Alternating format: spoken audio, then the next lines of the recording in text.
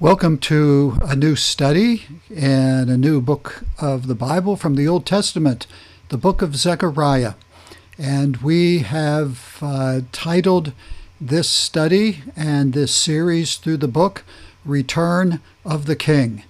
And of course, we know who the King is. That would be the Lord Jesus Christ. So today's lesson is the introduction. It will give us some facts, some background information, and then we will introduce you to the outline of the study of the book. They had returned to Jerusalem from Babylon under the leadership of Zerubbabel. Zechariah's ministry lasted 3 years, from around 520 to 518 BC.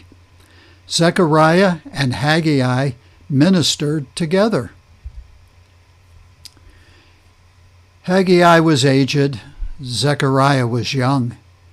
Haggai uttered rebuke to the nation. Zechariah breathed encouragement. Haggai majored on the present, but Zechariah focused on the future and the future reign of the king. But their goal was identical. They were called of God to motivate God's people to rebuild the temple.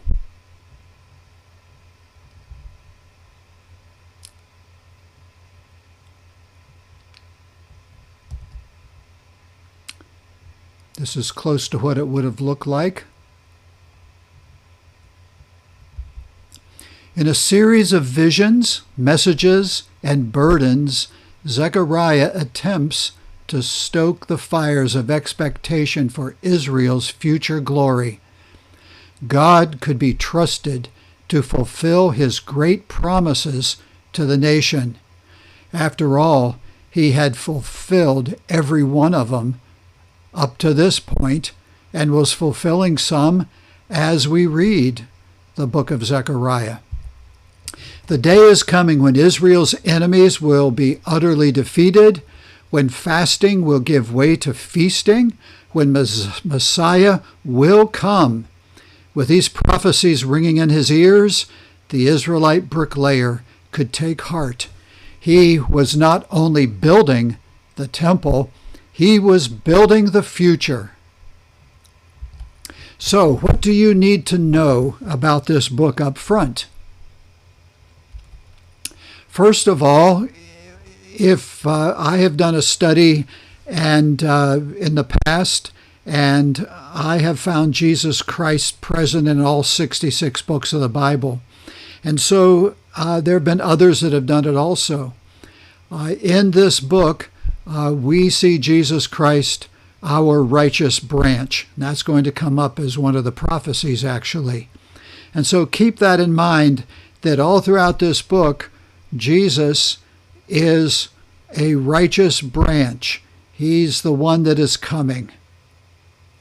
Zechariah, the man, the prophet, and the priest, means the Lord remembers. And we know that this was written by Zechariah around 520 BC. He is a prophet of the restoration from the captivity of Babylon. Some call this the post-exile time. There were 3 of them, Haggai, Zechariah, that we're studying, and those 2 knew each other and worked together, and then Malachi. This book is the revelation of the Old Testament. There's more prophecy in this book concerning Christ, concerning God's restoration, just incredible facts that are going to happen than any other book in the Old Testament. And so it complements our book of the Revelation. Here are some of the prophecies of Christ and of the coming King, and we will pick up on them as we go through the book. Here's the first one, of course, who Christ is our righteous branch. And he is a servant. His entry into Jerusalem and The Good Shepherd is mentioned in 9, and then the shepherd smitten in 13, and then Christ is betrayed. Look at these things that went on. His hands were pierced. People came to know him, or will. He was wounded in the house of his friends. He's coming on the Mount of Olives, and when he comes, there'll be his coronation. There are visions in the first part of the book. They are dominant. And so, as you can see in chapters 1 through 6, there are several. And we'll be looking at each one of them. We'll be sharing what the vision meant. And so if you look this over, some of these things may look familiar to you, but it doesn't necessarily mean it's going to have the same meaning of something that you saw somewhere else, like the golden candlesticks. Or you say, well, I know Joshua, the high priest, but you don't know this one. So just hang in there with us, and these are visions. They are men, angels, women, and things, occupations that are pictures, that are symbolic of what God is doing and going to do in the nation of Israel and on planet Earth.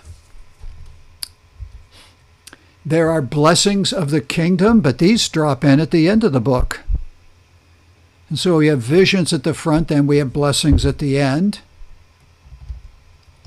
The prophecies of his first coming, that's Christ's life on earth, and there are prophecies of his second coming. That's at the end of the Great Tribulation, which is at least many years apart, 2,000 and 2,000 plus years.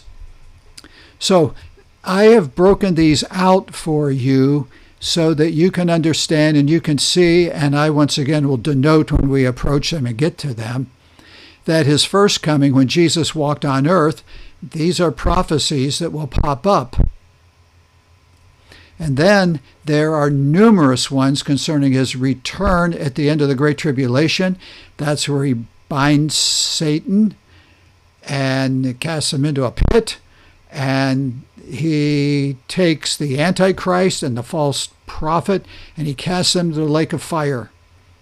And Christ will set up his 1,000-year reign upon earth, where he rightfully takes his throne and his place. And so all of these things talk about that time. And this gives great hope throughout the book as we read it. Here are more of the events concerning Christ when he returns to set up his 1,000-year reign after the great 7-year tribulation. And so there's one more thing. The day of the Lord is mentioned heavily, and it is mentioned throughout the Old Testament and in the New. But what is the day of the Lord? Well, it is a time when God intervenes into his world to judge his enemies and to once again call attention to who he is. These often are prophecies that dominate the major and the minor prophets. For instance, two major prophets, just examples, Isaiah 2 and Ezekiel 13. The day of the Lord has two different aspects or appearances to them. The first one is this: they are many smaller judgments. Now, no judgment is small, but it is not like overall planet Earth at one time. But many judgments have already happened in the past when God stepped in and had a certain nation bring judgment on another. In Jeremiah 46 and Ezekiel 30, Babylon was used of God to judge Egypt around 500 BC. While, keep in mind, Zechariah is in Babylon under Persian rule. You have judgment going on between Babylon judging Egypt. Earlier than that, Babylon had been used under Nebuchadnezzar of the Lord to destroy Judah and the city of Jerusalem. And that occurred around 586 BC. These are one-time events. The second aspect or kind is the day of the Lord is also the great day of the Lord in the New Testament, which will begin to happen at the end of this great 7-year tribulation. This begins sort of like seal 5 and 6 right around in there, and the judgments continue to pour upon earth. Also, Isaiah 2, Daniel 9, 1 Thessalonians 5 deal with this subject. And a lot of the book of Zechariah will deal in this arena. So this happens, and I mentioned to you during the latter seals that are broken, then the earth will go through the trumpet judgments, then the bowl judgments. There are 3 woes that are just terrible judgments upon earth. And God's wrath will continue to be poured out upon earth until the battle of Armageddon is over. And that's Revelation 19. So, if you do not get it, you're fine. Don't throw the towel in. Don't say, well, I think I'll go study a different book. Please stay with us. We will revisit many of the topics that I brought up.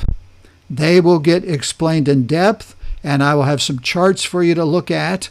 And again, I'll just say it, when we get into the book of Zechariah, we will spend the right amount of time and find these things and just share them with you in more detail. And so before I close things down, this is the outline we will use. And may I call your attention to Roman numeral 1 and 2, the big ones. The first 8 chapters are written while rebuilding the temple. And so we have the 8 visions and we have 4 sermons. Then the next chapters, 9 to the end of the book, are written after the temple was completed.